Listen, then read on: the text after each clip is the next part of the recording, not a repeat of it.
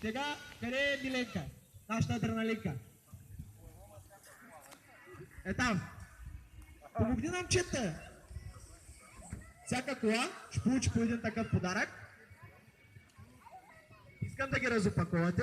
После да се съберем за една снимка. Бобеца и Пигов ще кажат като поредни фотографии как да бъде аранжировката.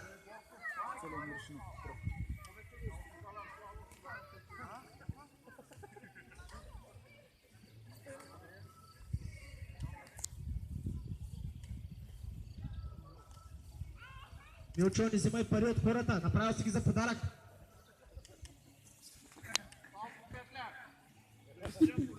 По 10 взимай да има и за мене, човек. Не се научи.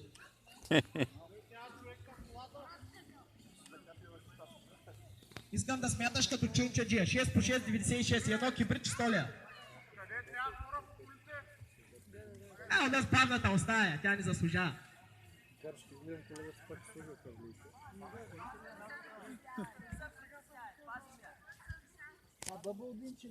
Имате ли господин фотограф? Който е видял, който не е, му предстои. Това са едни специални шалчета на Шкода Форум. Шкода Форум България. Отново благодарности на Иван и на Милчо. Искам да чуя силни аплодисменти. Браво!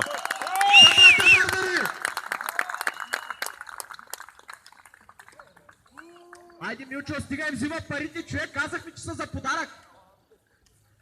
Метал, брава!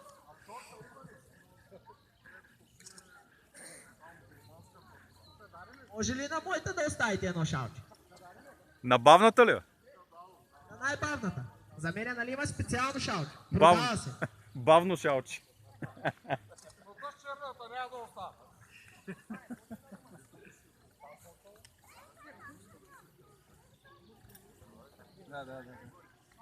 Вижте само ми така какъв е секс с престилката и с шалче. Ево, ама. Ево си на Октоберфест.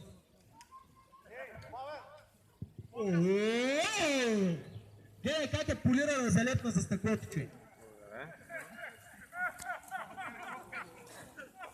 Благодаря, Ванка. Няма съпротивление. Утре шитна от кина на пистата, да знаеш.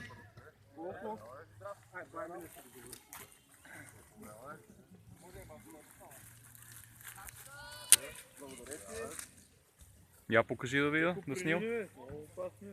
Човек, аз поне съм дълъг, мога го опъна. Стана ли някой без шал? Браво. Някой остана ли без шал? Кола? Става ли без шалче? Някоя кола? Някоя кола? Петър няма с Субарото. Петре, не се крие латка. Не тай срам. Едно турбо не може да направите един колектор. Юда. Ай му на той хубавото момче.